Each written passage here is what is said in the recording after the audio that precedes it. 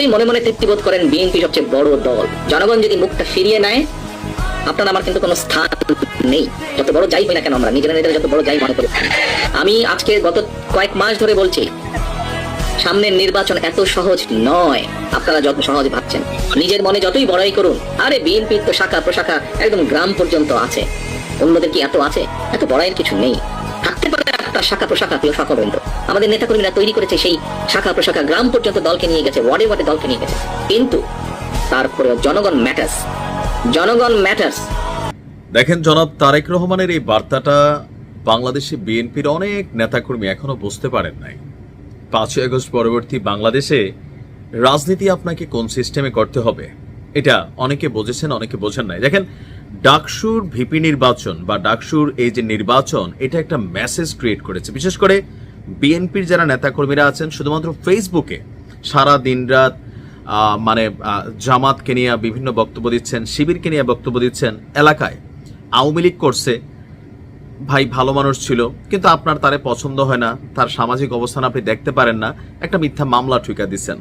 আপনার হাতে একটু ক্ষমতা আসছে, থানা পুলিশের মধ্যে কানেক্টিভিটি আসছে, তারপর আপনি বাস স্ট্যান্ড, টেম্পো স্ট্যান্ড এলাকার যে লোকাল মসজিদ, মাদ্রাসা, স্কুলের কমিটি, বাজার কমিটি, আপনি গায়ের জোরে গিয়ে নিয়ে সবকিছু আপনারা নিজেরা করে যে দখলদারিত্বের খেলা শুরু করছেন অনেক জায়গাতে, এগুলা এইটার কিন্তু ইফেক্ট তৈরি হবে। জনাব তারেক রহমান যে কথাগুলো বলছেন আপনি বুঝতে পারছেন যে উনি কি বুঝাইছেন? 5ই আগস্ট পরবর্তী বাংলাদেশে একটা জিনিস কিন্তু এখন নীরব ভোটের একটা বিপ্লব হবে। এখানে আওয়ামী লীগ হচ্ছে একটা ফ্লোয়িং এবং সুইং ভোটার এই মুহূর্তে। জামাতের নিজস্ব ভোট ব্যাংক আছে, বিএনপিরও আছে, কিন্তু জামাত এবং বিএনপির এই নির্বাচনে ক্ষমতায় কারা যাবে সেটা কিন্তু নির্ধারণ করবে আওয়ামী লীগের ভোটগুলা। যদি এই ভোটারগুলারে ম্যানেজ করে আপনি ভোট দেওয়াইতে পারেন। দেখেন, আওয়ামী লীগের নেতা যারা আছে দুর্নীতিবাজ, তাদের হিসাবটা আলাদা, তারা দেশ ছাড়া গেছে, কেউ পালায় আছে, কেউ মামলার আসামি হয়ে আছে।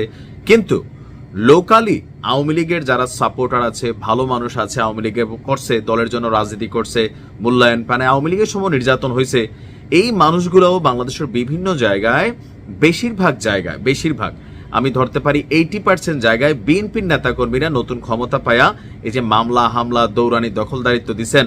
10% জায়গাতে অন্য দলও আছে, 5% জায়গায় জামাতও আছে। তবে রাজনীতির খেলাতে জামাত কিন্তু অনেক দূর এগিয়ে গেছে।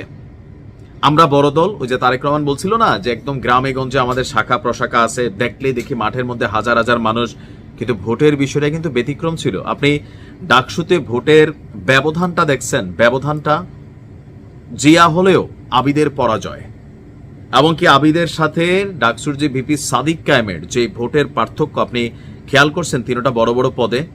তো এই ঢাবিতে আমরা তো দেখছি যে ভাই ছাত্রদলের জয় জয়কার, এই ঢাবিতে তো আমরা এত কিছু দেখছি, কিন্তু আজকে দেখেন এই ঢাবিতে আজকে নীরব ভোটের বিপ্লব হয়েছে।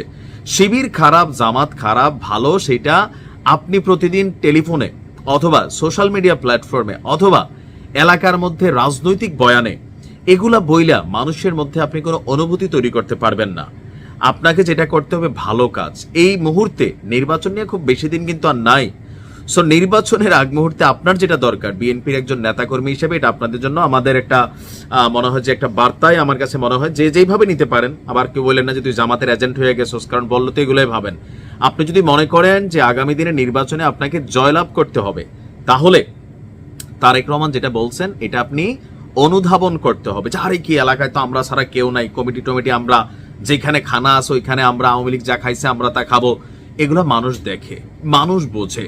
নির্বাচন সুষ্ঠু হলে ফলাফল কিন্তু রাতারাতি বদলাই যেতে পারে। আর জামাত অতীতের যে কোনো সময়ের তুলনায় তারা কিন্তু ব্যতিক্রম। আপনি দেখছেন তাদের যে সেলিব্রেশন স্টাইল, নামাজ পড়া, সেজদা দিয়া, এবং কি তাদের ভিপির বক্তব্য শুনছেন, সাদিক কায়েমের বক্তব্য যে আমি ভিপি না, আমি তোমাদের ভাই, আমি তোমাদের বোন। এই জিনিসগুলা সাধারণ মানুষের, সাধারণ স্টুডেন্টদেরকে টাচ করা যায়।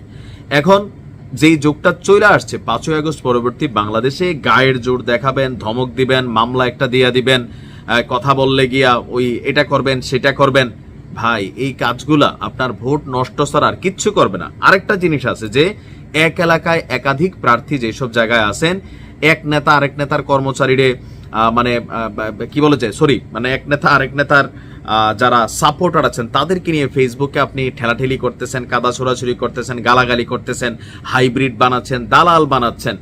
বিশ্বাস করেন পাবলিক আপনাদের দুই দলের কোনো দলকে, যারা যে একাধিক নেতা যেসব এলাকায় আছে আপনাদের কেউ কি পছন্দ করতেছে না, পাবলিক ভাবতেছে যে মানে এরা কি আসলে চেঞ্জ হবে না, এই যে আওয়ামী লীগের একটা শাসনামল গেল, তো বিএনপি আসলে শিখছে কি? আর ন্যারেটিভ তো একটা তৈরি আছেই মাঠে। বিএনপির নেতাকর্মীরা খুবই সাবধান, সামনের সময়টা আপনাদের জন্য খুবই ক্রান্তিকাল একটা সময়। জনাব তারেক রহমান যেটা লন্ডন থেকে ফিল করেন, আপনি বাংলাদেশে বৈশা খালি মাঠে আওয়ামী লীগে একসময় গোল দিছে, তো এখন আপনিও খালি মাঠ পাইছেন, যা খুশি তা করবেন, কিন্তু রেজাল্ট কিন্তু চলে আসবে। আপনাকে মাথায় রাখতে হবে যে আগের দিন নাই। মানুষ কে খারাপ আপনি এটা নিয়ে সময় নষ্ট না কইরা আপনি কতটা ভালো সেটা কাজে প্রমাণ করেন। আমি কতটা খারাপ এটা আপনার মুখ থেকে মানুষ শুনতে চায় না, মানুষ আপনি ভালো যে সেটা আপনার কাজে দেখতে চায়। যে খারাপ মানুষ তারে খারাপই ভাবে, যে ভালো তারে ভালোই ভাবে। তো আমাদের রাজনৈতিক যে অ্যাক্টিভিটিস গুলা 5ই আগস্ট পরবর্তী আমার কাছে মনে হচ্ছে বিএনপির রাজনীতিতে আরো অনেক কিছু শিক্ষণীয় আছে। অন্তত ডাকসুর নির্বাচনের ফলাফলকে কেন্দ্র করে সতর্ক হন, নয়তো ওই যে তারেক রহমান বলছে না যে জনগণ যদি একবার মুখ ফিরাই নেয় কাউকে খুঁজে পাওয়া যাবে না। এটা হচ্ছে বাস্তবতা। ভালো থাকুন।